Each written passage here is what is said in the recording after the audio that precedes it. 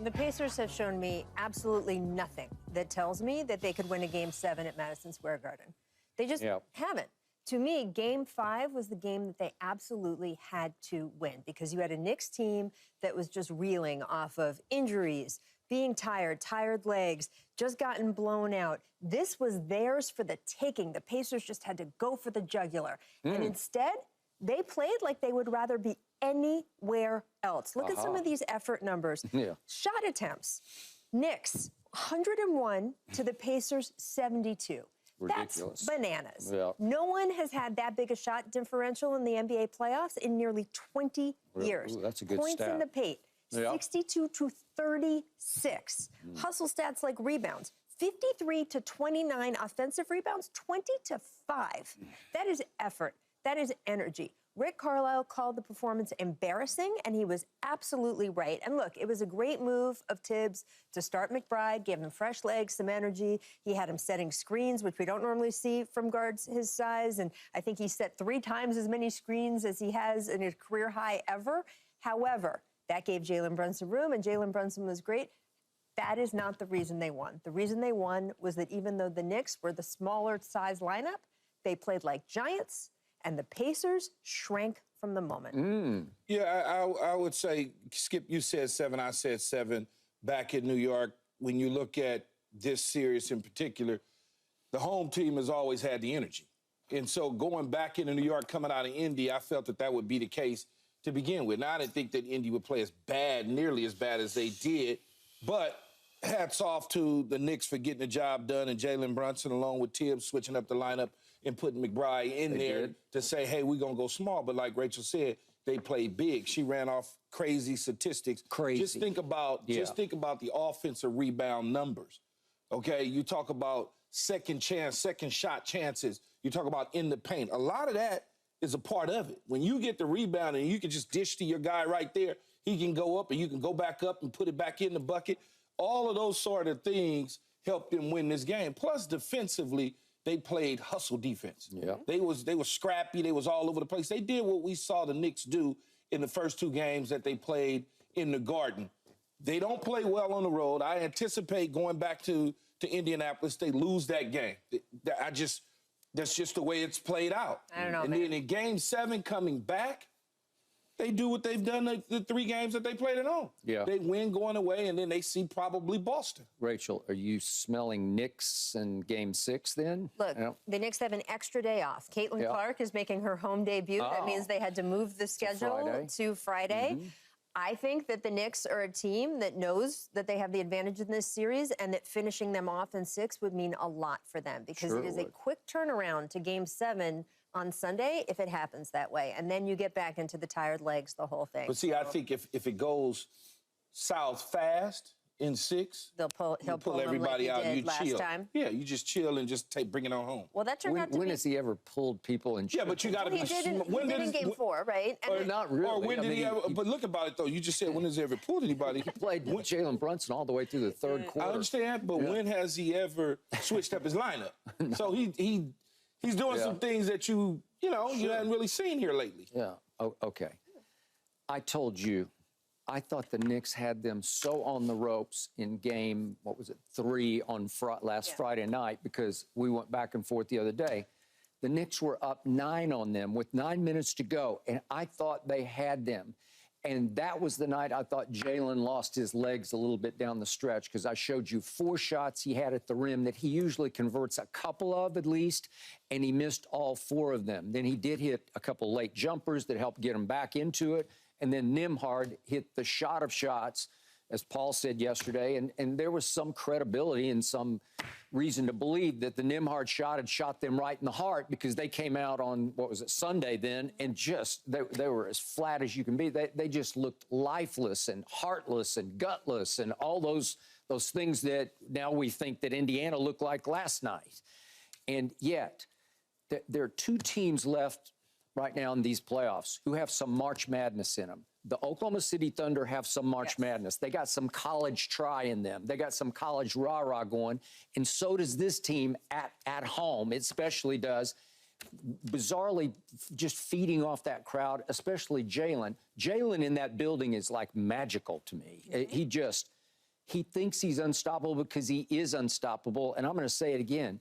I'm not sure I've ever seen a better little man scorer than he is. I mean, we can talk about Allen Iverson, but listen, Jalen's step back is just lethal. Allen didn't have the shooting capability. Allen could just jump out of the gym and had to play with the biggest heart I've ever seen for a man that small. But I don't know. Jalen Brunson is just spectacular how he gets to his spots. And then I think they're going to block his shot, and they don't even sniff blocking his shot. And what is he 6 feet tall? I don't know. They list him at like 6'2". He doesn't look like he's more than 6 feet, but he plays stout and strong. They usually give true measurements, though, in the NBA, unlike college. I know he doesn't look 6'2". You get true measurements at the combine, and then you get a true measurement at the combine, and then sometimes over the years they can just creep. And he doesn't have the difference with AI is AI had extremely long arms. He doesn't have long arms. That's a fact. Look. Yeah, in fact, he looks like he's kind of got short arms because he's built so stout, right? You know, AI is my favorite player. I cannot compare Jalen Brunson to AI. Okay, fair enough.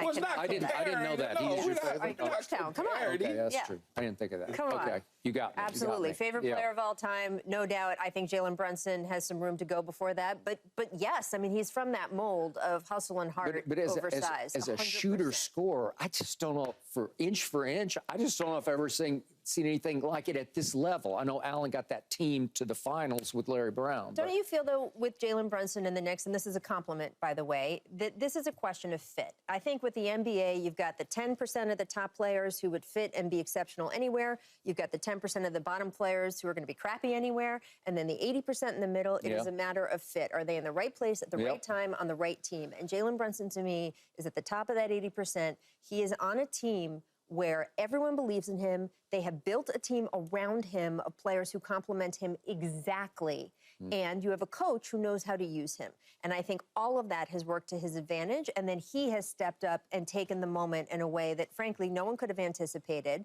But he's so comfortable in that building, to your point, that you can see it. And that's a fit thing also. Here, you know, I mentioned the McBride screens. And here's something so smart that Thibodeau did. We don't normally see guard-on-guard screens. I mean, we just don't see it. No. But the idea of going smaller, giving Jalen Brunson more room to operate, because McBride was setting those screens, you all had those switches. You don't suddenly have so much of a bigger player on Jalen the way that he was getting stymied in Game 4.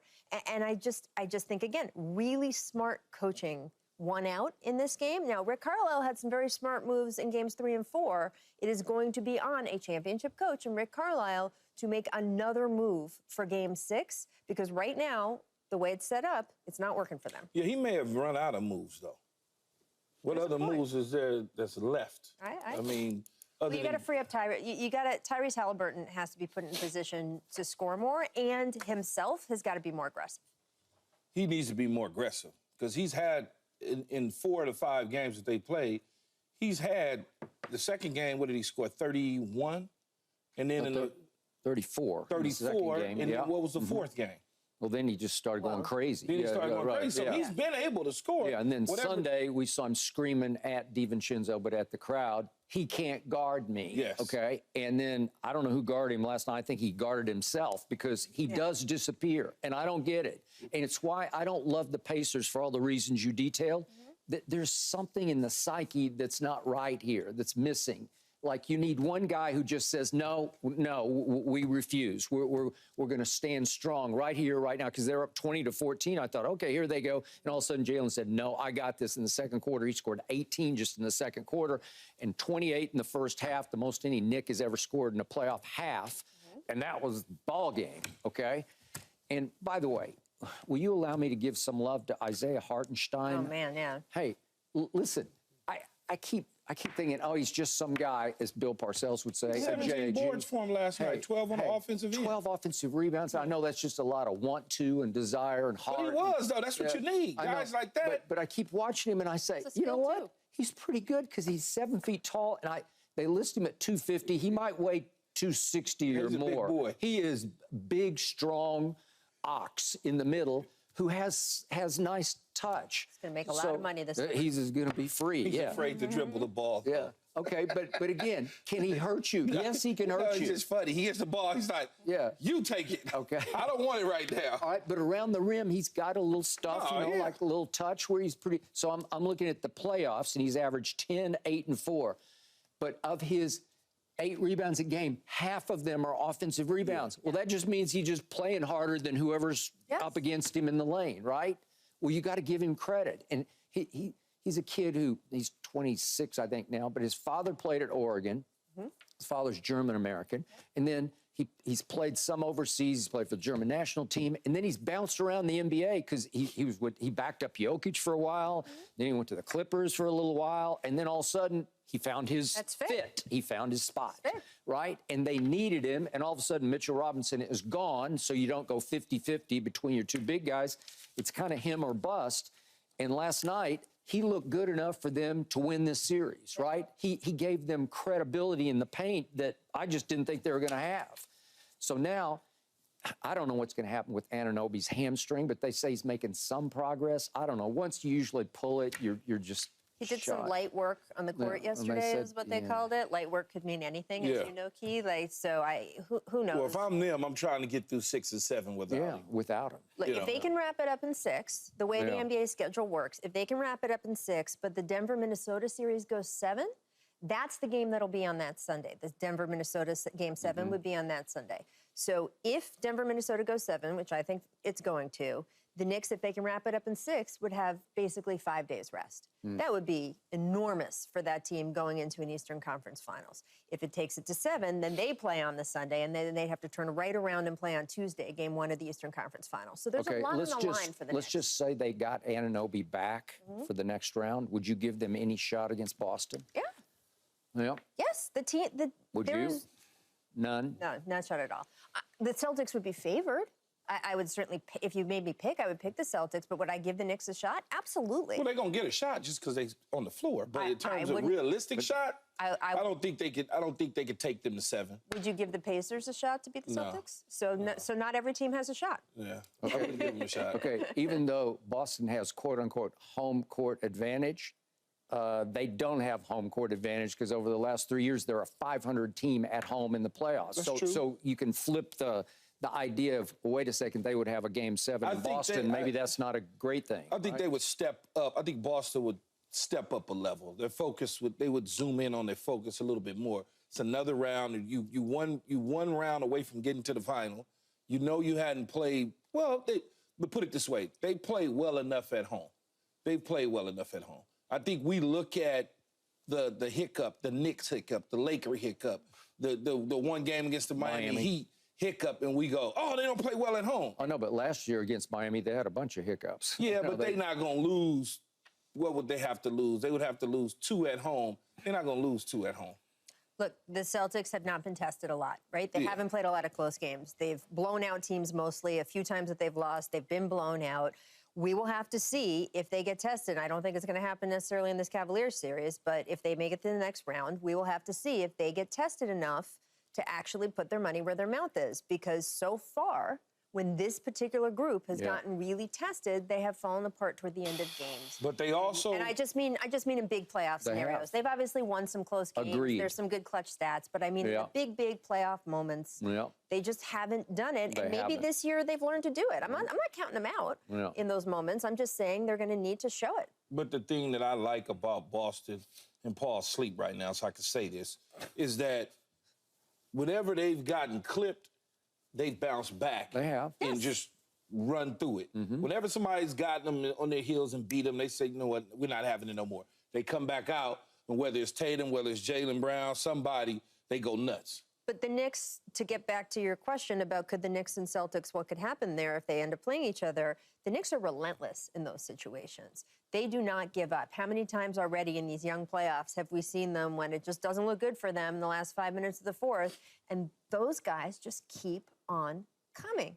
And they do all the hustle stuff, and it doesn't make them win every time, but it makes them win a lot. Yeah. And I would be very eager to see that series with what happens in those last 5 minutes of games. Agreed. Over a 6 or 7 game series. The Celtics have not been tested yet. No. like they would get tested if, in fact, the Knicks can get through. That brings us back to Game 6, Friday night. As you point out, they get the extra day rest. Okay, well, what do we expect from Tyrese Haliburton? I keep saying, is he a star or not? Has he arrived or not? And last night, he did not look like a star. So do you expect him at home to bounce back and have 35 or whatever? I do. He is a very, very good player. I mean, he was an all-NBA level player this year. And I think that home crowd, he's going to also have 3 days to look at film and see what they're doing to him and play more aggressive. I mean, a lot of it is just internal, how he goes after things. And I think he will go after shots, go after his stuff a little bit more when we get to Friday. But, again, it has to all work for them to beat this Knicks team. And the Knicks are going to be more rested. I think they found something with McBride. And I'm curious to see if there's another chess move left in Rick Carlisle, because I think they're going to need it. And the Knicks know what's on the line here. Those rest days when you were playing with as tiny a margin as the Knicks are playing, I mean, those rest days are so precious. And then, you know, they need some help from Denver, Minnesota. But if they could get 5 days off before the Eastern Conference Finals, it'd be huge for them. I stopped trying to figure out this NBA schedule a long time ago. Okay, their schedule. That's why I'm here, to help you out. You know, you say Friday, I'm thinking, oh, they play Thursday. I'm like, Hey, I just take them as they come. Yeah. I just say, well, how late do I have to stay up tonight? Oh, well, maybe I can sleep for 3 hours tonight. Because that game last night, which we're about to get to, went forever. Right? It's deep into the sleep time, It right? went late. So, bottom line to this is what I love the most about the NBA playoffs. They reveal what you are made of. In the end, crunch time, down the stretch time, clutch time, you get to see, you get to look inside everybody's heart and soul and say, what are you made of and what are you made of? Jalen Brunson is made of tough stuff, real stuff. He might be limited in the end by his height, where you can only go so far with sort of what you were given, what God gave you. You know, you got 6 feet or whatever. You got plenty of other stuff, but that could be your limitation. But this is when you find out, okay, Tyrese, what are you made of? Can you rise back up and give the team 35? Because you're it for them. They've got lots of nice little pieces here and there, but in the end, he has to be the piece. He has to offset Jalen, or you're going to go home quickly here. You're going to go home and stay home on Friday night, right? Okay, speaking of that other game, that late game, is that it? Thanks for watching, Undisputed fans. Do you want more highlights from the show? Make sure to click that subscribe button for all the exclusive content from Undisputed.